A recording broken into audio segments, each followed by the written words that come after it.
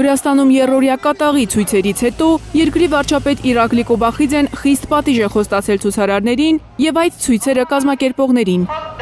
Ընդդիմության արդեն 5 առաջնորդ է ձերբակալվել Վրաստանի սահմանադրական կարգի բռնի փոփոխության, իշխանության տապալման կոչերի, բռնության խմբակային գործողություններ կազմակերպելու մեղադրանքով։ Ընդդիմադիր առաջնորդներին սպառնում է մինչև 9 տարվա ազատազրկում։ Վրաստանում իրավիճակը թեժացել է հոկտեմբերի 4-ից, տեղական ինքնակառավարման մարմինների ընտրություններից հետո։ Իշխող վրացական երազանքը ստացել է քվեների ավելի քան 70%-ը։ Ընտրության արդյունքները հրապարակվելուց անմիջապես հետո ընդդիմադիր կուսակցությունների աջակիցները սկսել են անկարգություններ Թբիլիսիում։ Ցուցարարների մի խումբ ներխուժել է նախագահական պալատի տարածք Եվրամիության, Ուկրաինայի եւ Վրաստանի դրոշներով։ Ընդդիմադիր գործիչները հայտարարել էին խաղաղ հեղափոխությամբ վրացական երազանք կուսակցությանը հեռացնելու իրենց մտադրության մասին։